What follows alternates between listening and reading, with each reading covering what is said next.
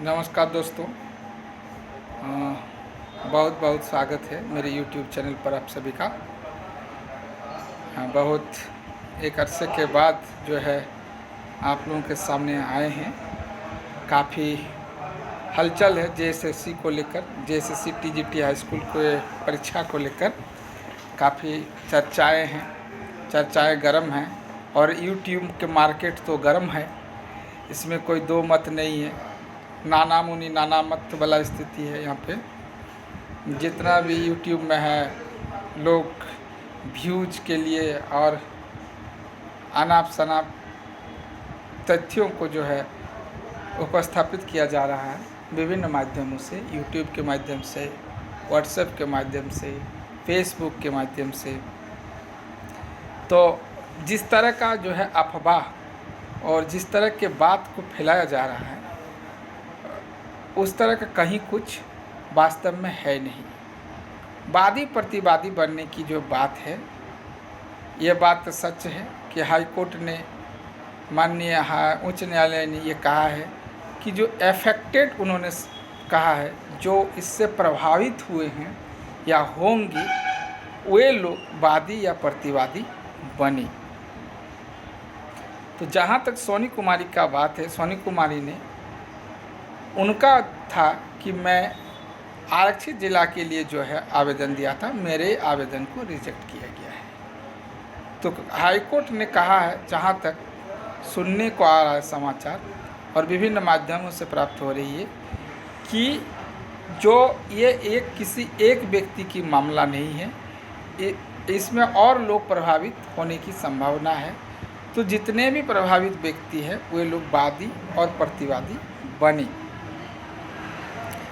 तो मेरे पिछले वीडियो में भी, कई वीडियो में मैंने ये बात कहा और राय मशविरा के साथ कहा था कि शायद ही ऐसा कैंडिडेट या अभ्यर्थी होंगे जो सोनी कुमारी की स्थिति में प्रभावित हुए होंगे इस विज्ञापन में, जो कि गैर अनुसूचित जिला के होते हुए भी अनुसूचित जिला में आवेदन किए होंगे और उनका जो है रिजेक्ट किया होगा।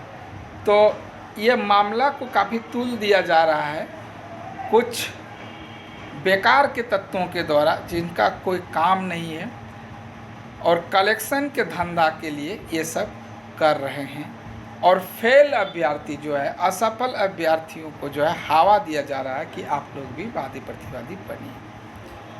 तो एक बात स्पष्ट है कि जो व्यक्ति फेल हुए हैं या जो मेधा सूची में नहीं आ पाए हैं, वो किस परिस्थिति से प्रभावित हैं। वे फॉर्म डाले तब प्रभावित नहीं थे, परीक्षा में बैठे तब भी प्रभावित नहीं थे, आंसर की जारी किया गया तब भी प्रभावित नहीं थे, जब वो मेधा में नहीं आए तो प्रभावित हो रहे हैं। तो फेल कैंडिडेट को प्रभावित कैसे माना जा सकता है? सिंपल सी बात है। अब प्रभावित की जो है बात यदि हम लोग करें, तो मेरे विचार से, मेरे व्यक्तिगत विचार से ये है कि जो पास आउट हुए हैं, जो मेधा सूची में आ गए हैं जिनका नाम, और जो लोग नियुक्त हो चुके हैं, वे लोग प्रभावित की सूची में आएंगे। चूँकि यदि माननीय उच्च न्यायालय के द्वारा किसी प्रकार का प्रतिकूल आदेश पारित होता है, तो उस परिस्थिति में जो नियुक्ति मिली है जिन शिक्षकों को, वे लोग प्रभावित होंगे। और जो सफल हुए हैं अभ्यर्थी, जो सालों के मेहनत और कर्म, अपना इस सपना को साकार करने में जो मेहनत दिए हैं, धनराशि खर्च किए हैं, मानसिक, शारीरिक, आर्थिक रूप से जो काम किए हैं, वे प्रभावित होंगे। और दूसरा जो सोनी कुमारी के तरह होगा, वे प्रभावित हुए होंगे। तो वादी और प्रतिवादी यहाँ पे दो विषय है। तो जो प्रभावित होने वाले हैं, जिनका नियुक्ति हो गई है या जो मेधा सूची में आ गए हैं, वे प्रभावित हो रहे हैं। और दूसरा बात है जो सोनी कुमारी की तरह है, जो कि अनारक्षित होते हुए भी आरक्षित जिला में आवेदन डाल दिए। फेल कैंडिडेट जो है ये कुछ नहीं है। तो एक बिंदु यहाँ भी है कि कुछ लोग कहते हैं कि प्रतिवादी और वादी, प्रतिवादी, एक वीडियो देखा मैंने कि प्रतिवादी और वादी बहुत संख्या में बनिए साथी, ये करिए साथी, मैंने आंदोलन की तरह जो है बात कहा जा रहा है कि बनिए, खोट बहुमत पे जो है विचार करेगी। लेकिन ऐसा बात नहीं होना चाहिए, ऐसा नहीं है। ये सिर्फ और सिर्फ असफल अभ्यर्थियों को, जो लोग मेधा सूची में नहीं आ सके हैं, कुछ के चक्कर में छूट गए हैं। तो पीआरटी तो है ही उन लोगों के लिए, बहुत लड़का पीआरटी में भी आएंगे, निश्चित रूप से पीआरटी सीट मिलने वाला है। और जो असफल अभ्यर्थी है, एक बड़ा मात्रा जो है, बड़ा संख्या असफल होगा। मान लीजिए कि 17,000 की वैकेंसी थी, उसमें भी अभी पीआरटी का 25% जो है नहीं लिया गया है। तो तकरीबन 12-13 हज़ार जो मेधा सूची में अपने को मान रहे हैं या आएंगे, तो 12-13 हज़ार क्या बात, तो 12-13 हज़ार पास आउट अभ्यर्थी और नियुक्ति अभ्यर्थी, और बाकी 3.5 लाख 4 लाख जो भी फॉर्म डाले थे वे लोग सब विपक्ष में होंगे।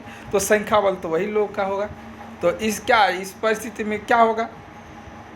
आप सिंपल सी बात है, ये बात नहीं है दोस्तों कि फेल हुए हैं या असफल हो गए हैं तो आप प्रतिवादी बन जाए, इस तरह का बात नहीं है।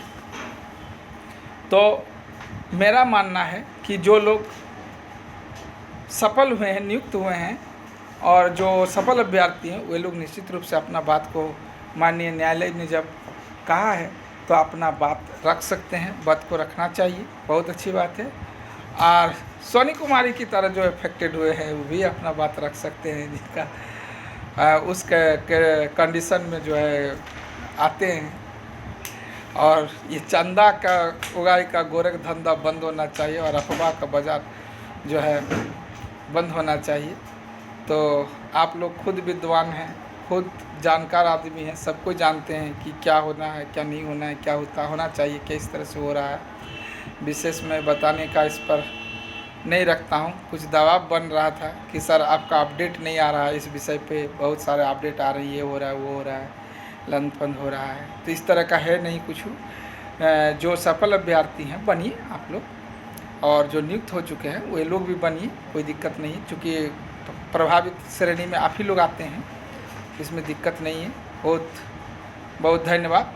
और जिन प्रमंडलों का रिजल्ट अभी नहीं आया है, कोल्हान का, इधर गिरिडीह, बोकारो, हजारीबाग, इस सब का भी जहाँ तक समाचार मिल रही है कि ये जल्द ही, मतलब बहुत जल्द आने की संभावना भी बताया जा रहा है। जो लोग अभ्यर्थी जैसे गए थे उन लोगों के सूत्र के माध्यम से समाचार मिल रही है कि वहाँ कहा गया है कि रिजल्ट जो है हम लोग देंगे।